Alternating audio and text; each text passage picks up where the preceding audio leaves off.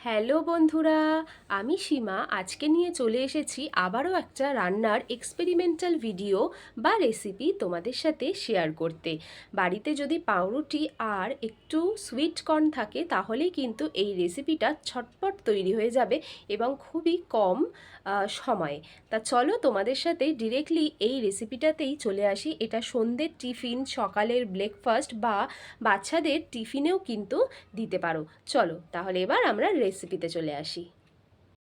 এই corn sandwich রেসিপিটা কিন্তু খেতে ভীষণ সুন্দর হয় আর খুবই হেলদি।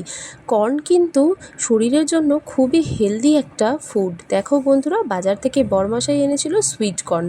কিচ্ছু না, একটুখানি নুন দিয়ে শুধু আগে সিদ্ধ করে নিতে হবে। তারপরে কর্নটাকে একটু ঠান্ডা করে নিলাম, দিয়ে দিলাম পরিমাণ মতো কর্নফ্লাওয়ার, লঙ্কার গুঁড়ো আর নুন, আর কিচ্ছু না। তারপরে একটু সাদা তেলের মধ্যে কিন্তু নাড়াচাড়া করে নিতে হবে, মানে ওই কর্নটাকে একটা পকোড়া টাইপের বানিয়ে নেওয়া হলো। এই দেখো বন্ধুরা, আমার কিন্তু ভাজা অলমোস্ট কমপ্লিট হয়েই এসেছে। একটু ভালো করে নাড়িয়ে চাড়িয়ে লাল লাল করে ভাজবে, যাতে একটু ক্রিস্পিনেসটা খুব ভালো হয় তার জন্য। আর আমি লঙ্কার গুঁড়ো দিয়েছিলাম, আমার ঝাল ঝাল এই রেসিপিটা খেতে ইচ্ছা করছিল তার জন্য।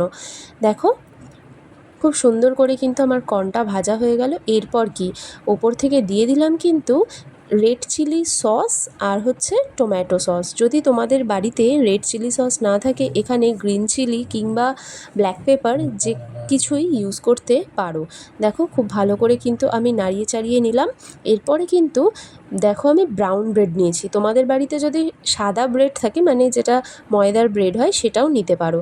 তারপরে আমি কিন্তু একে একে সমস্ত কর্নগুলোকে পাউরুটির ওপর পরিমাণ মতো সাজিয়ে নিচ্ছিলাম।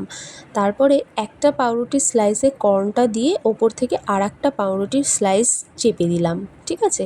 এরপর এটা যদি তোমরা চাও, সেটা বাটারে কিন্তু একটু ফ্রাই করতে পারো। তবে আমার মনে হয়েছে এটা এতটাই হেলদি, তাই আর বাটারে ফ্রাই করার দরকার নেই। এর পুরটাই কিন্তু একদম জমজমাট। রেসিপিটা কেমন লাগলো বন্ধুরা অবশ্যই জানিও।